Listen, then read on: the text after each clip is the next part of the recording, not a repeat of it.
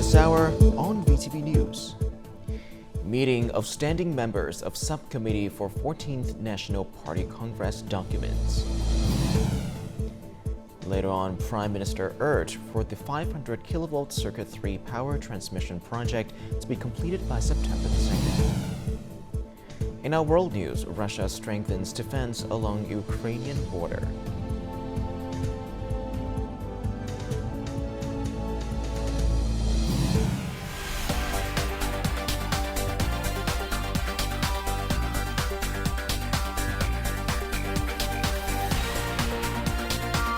Broadcasting from Hanoi, the capital of Vietnam.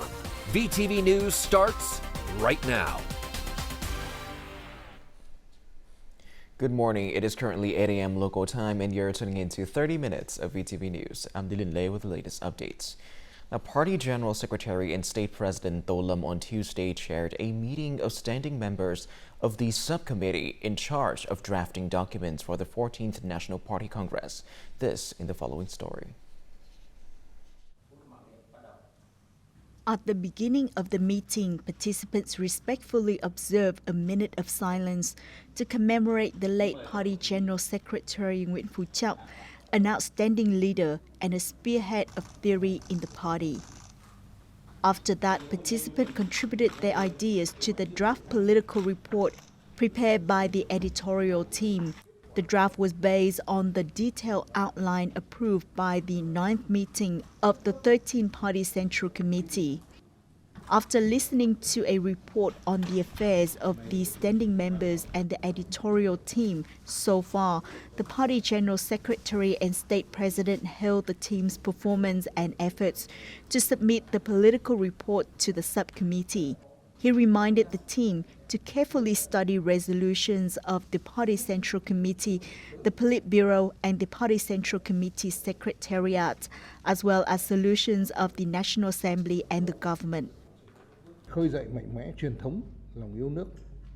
The 14th National Party Congress will be an important milestone in the development path of our country and people. It's about orienting the future, arousing tradition, patriotism, national pride, and self-reliance. It will demonstrate the will, spirit, and quintessence of Vietnam. It will encourage the entire party, the entire people, the entire army to firmly follow the path to socialism. The documents are a torch to light the way for us to go.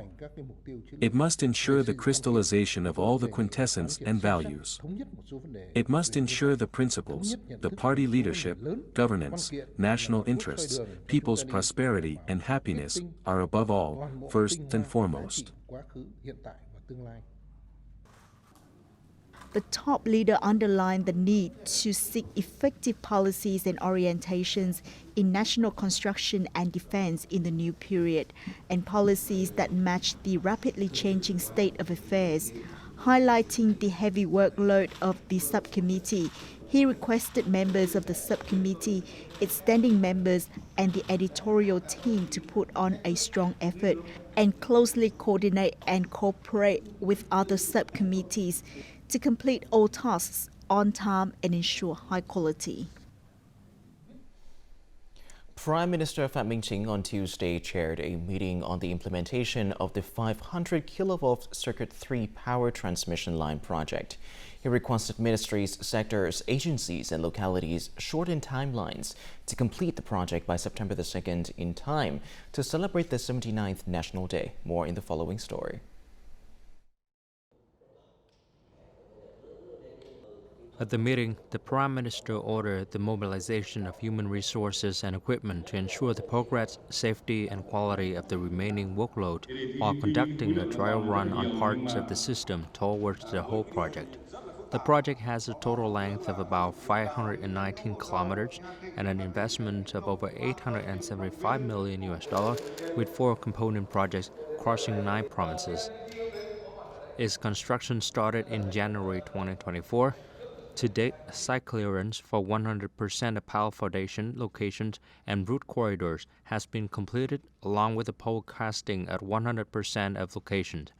Pointing out difficulties facing the projects, especially those from weather conditions and tough terrain, The government leader requested contractors and workers to overcome all difficulties and maintain continuous work to ensure the project is completed on time.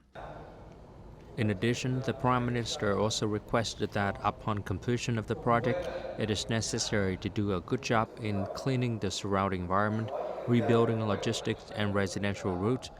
The authorities should pay special attention to care for the livelihoods of locals who have given up their residences, production places, and place of worship for the project.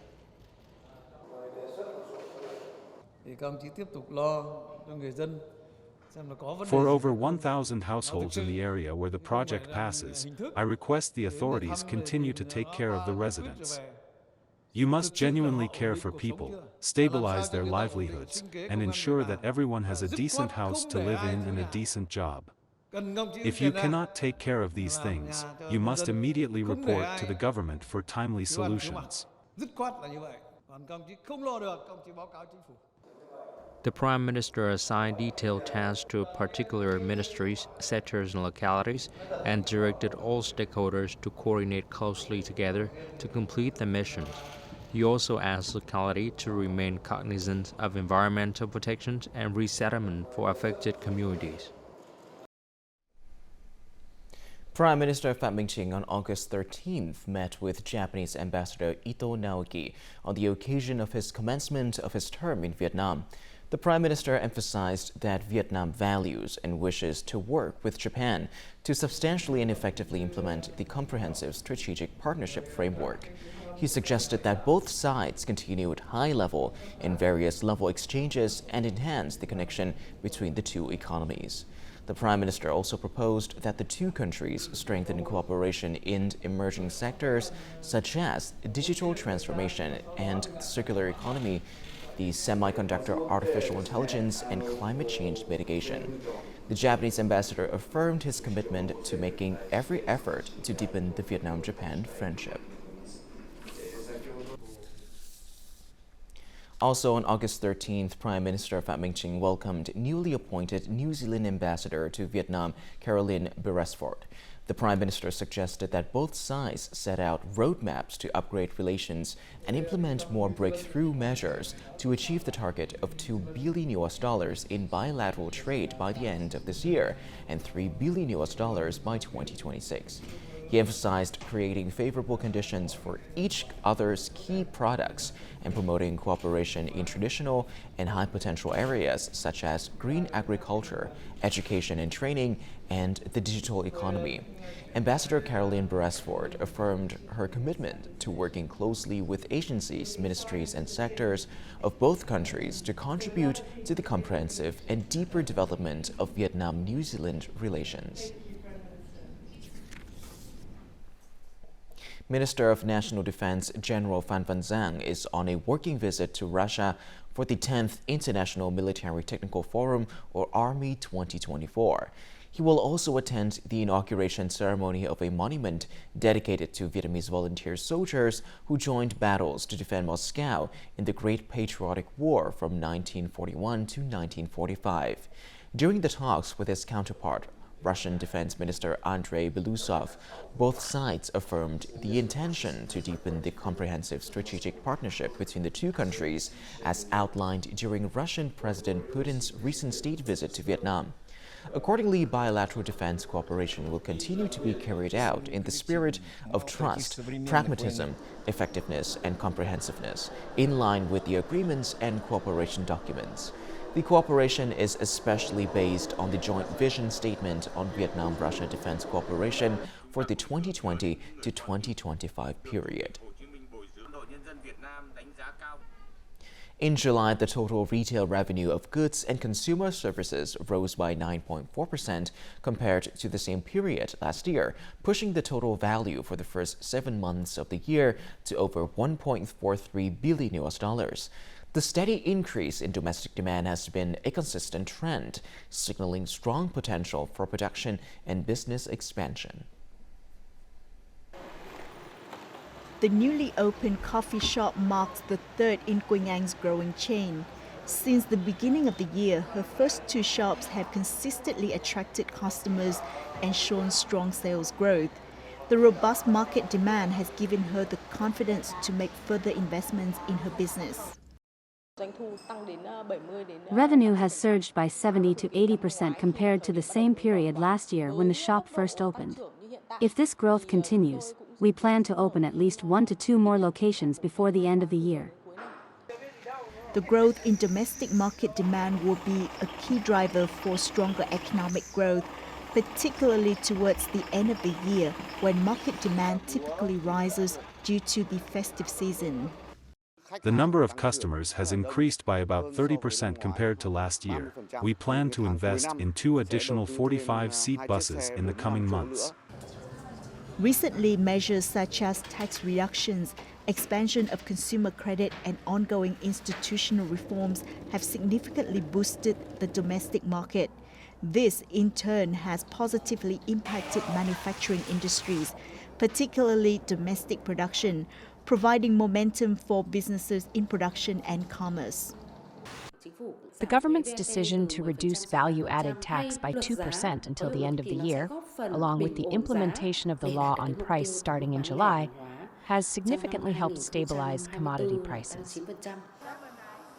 While other growth drivers require time to take effect, stimulating consumption is the quickest and most cost-effective approach with the potential for the highest impact.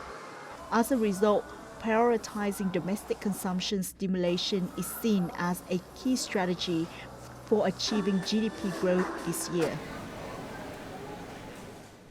The Customs Information Technology System is currently overloaded, highlighting the need for a comprehensive digital transformation program.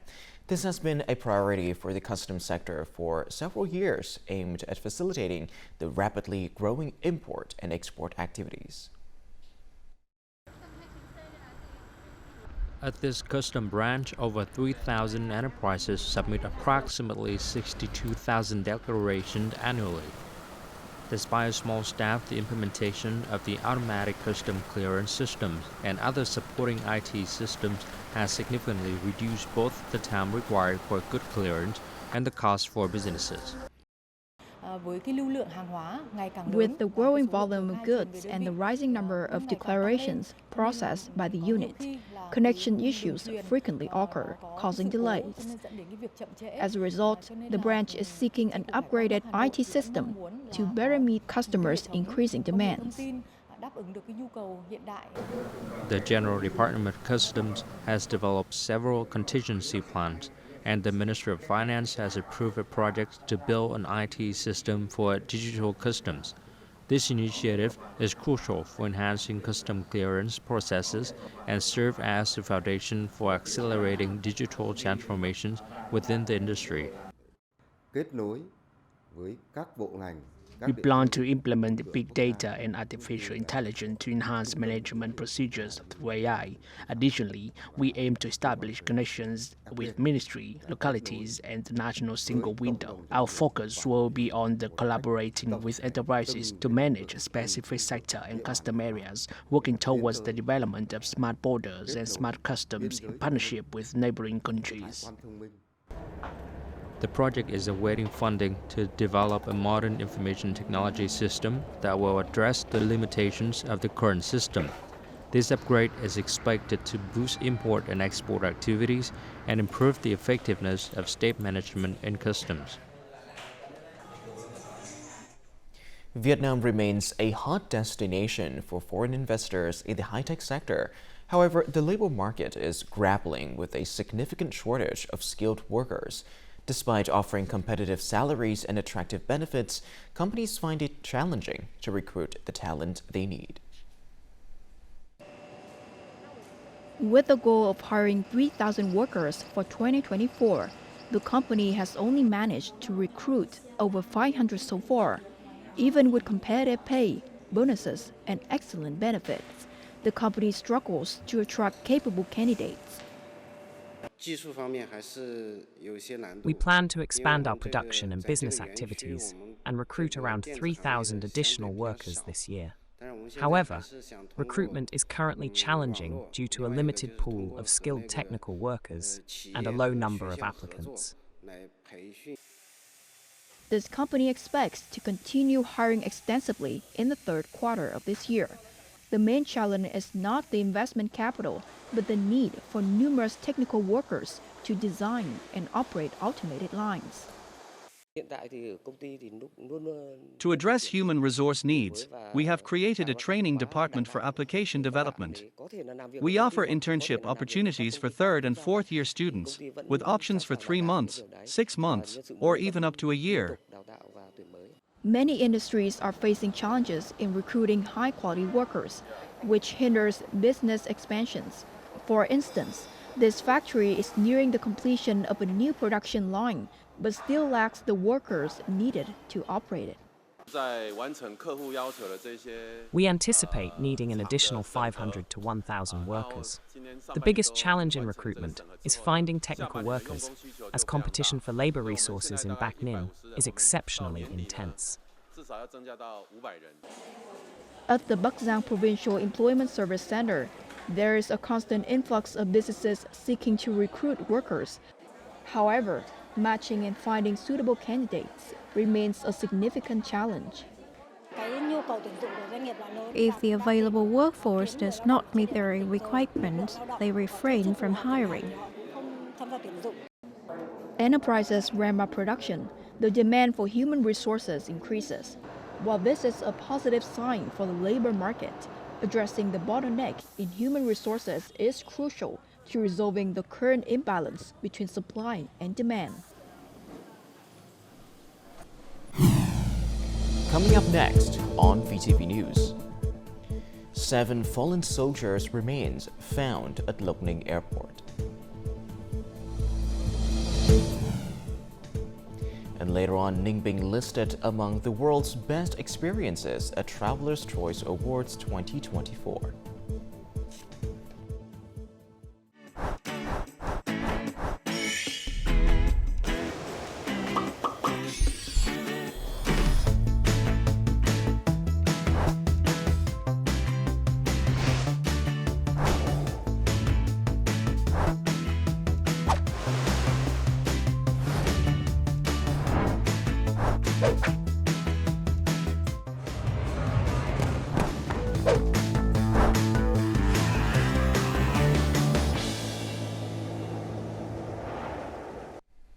Welcome back to VTV News Live. Now, the remains of 7 fallen soldiers were recently discovered by Team K-72 from the military command of Binh Phuoc province at the Loc Ninh military airport in Loc Ninh town after more than 10 days of searching. According to initial analysis, these remains belong to officers and soldiers from units that sacrificed their lives during the resistance war against the United States in Loc Ninh district. Team K-72 is currently coordinating with various units to verify the identities of these 7 fallen soldiers.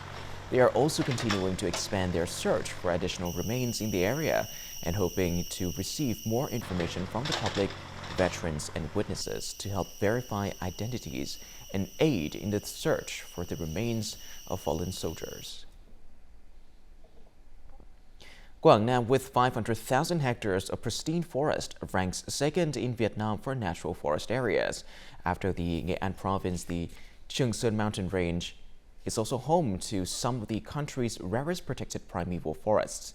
In Tây Giang district, alongside the heritage Phie forest, there is a notable ironwood forest with ancient trees boasting trunk diameters up to 2 meters. Let's take a look at how local authorities are safeguarding this unique forest. To reach the treasured ironwood forest, visitors must take a motorboat from National Highway 14D around the Bung Pho Reservoir and then walk along the Long River.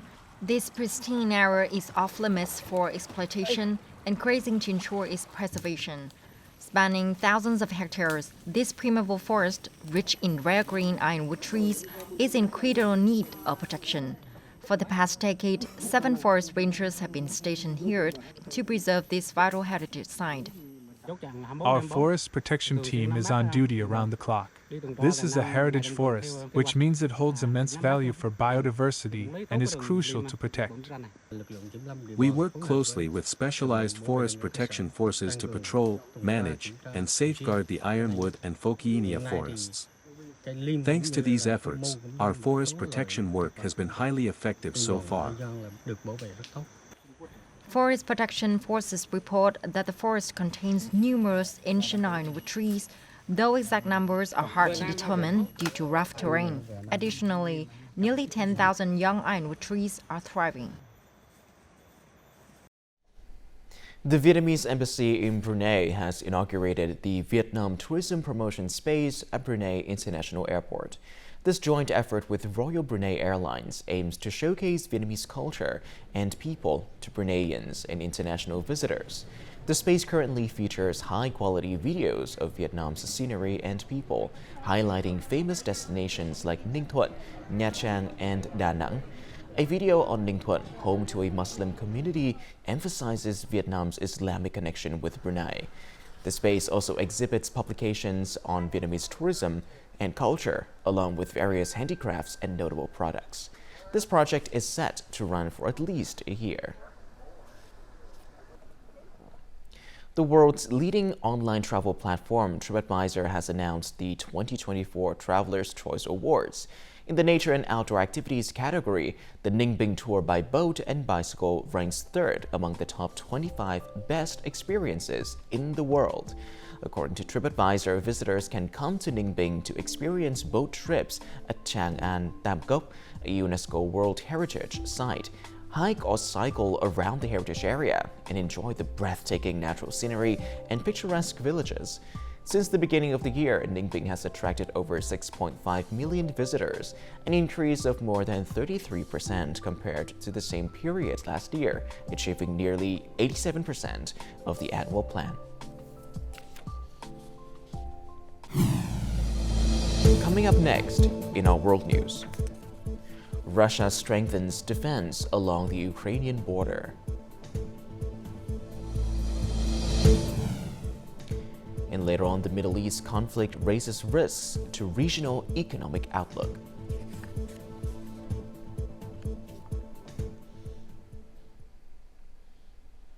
Now moving on to our world news, strengthening defense in border areas and responding promptly to threats are Russia's key tasks in the coming time.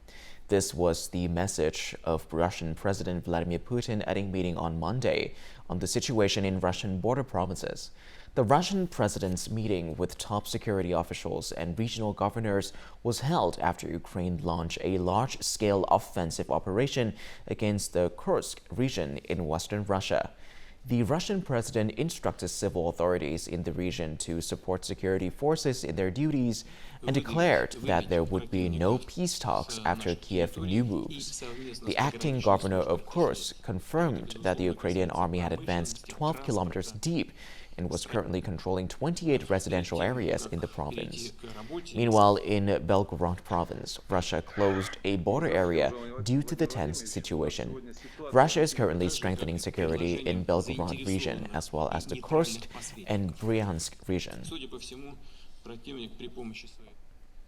The situation in the Middle East remains tense. The escalation of hostilities is expected to cause further damage to all economies in the region.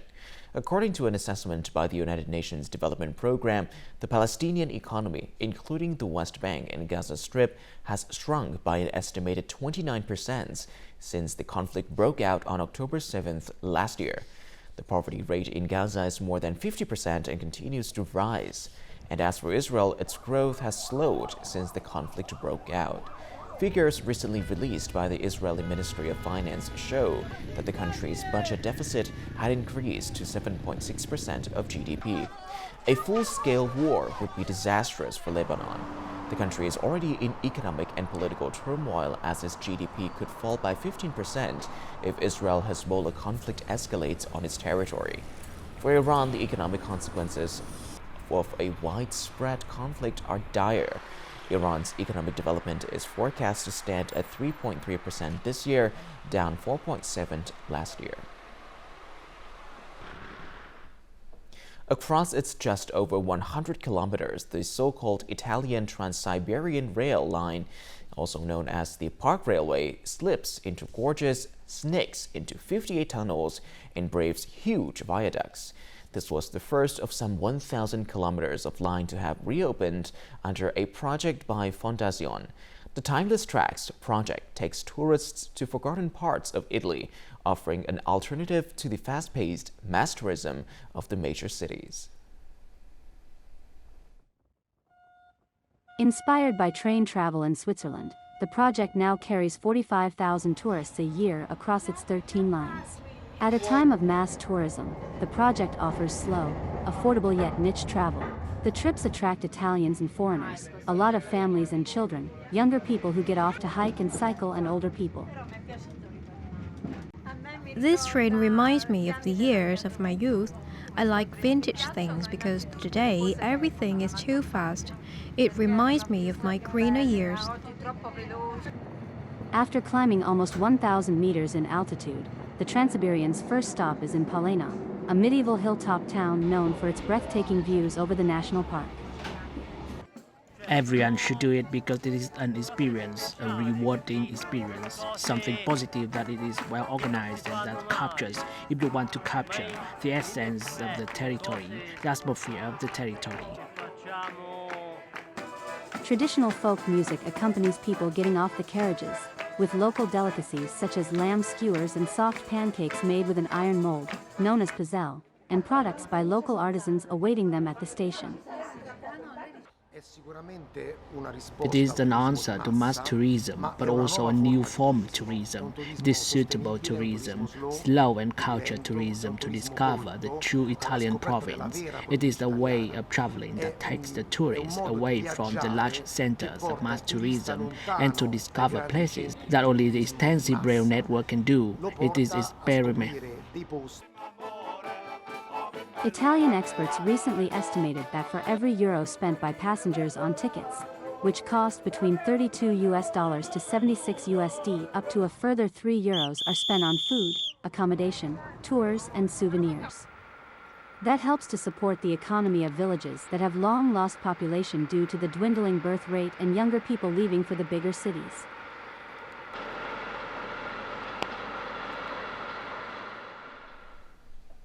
According to a specialized center at the U.S. National Oceanic and Atmospheric Administration, NOAA, the Earth was hit by an intense solar storm that could bring the northern lights to night skies further south than normal. Conditions of a level 4 geomagnetic storm on a scale of 5 were observed. These conditions may persist for several hours, but were not expected to increase further in intensity. Operators of sensitive infrastructure have been told to prepare measures to limit the impact of the phenomenon.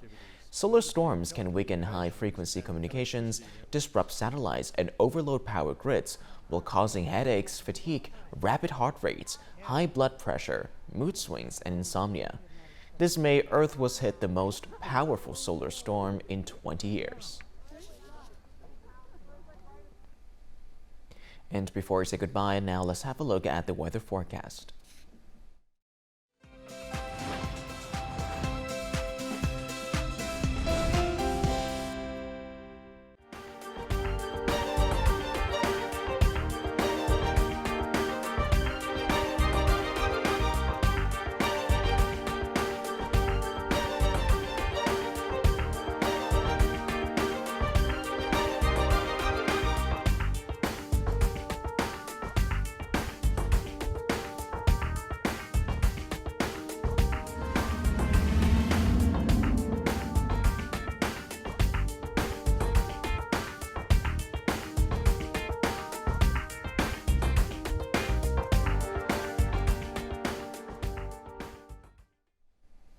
And that is all that we have for this hour on VTV News. To rewatch our program, you can visit our website, our YouTube channel, or download a mobile app, VTVgo, for more. Thank you for watching, and goodbye for now.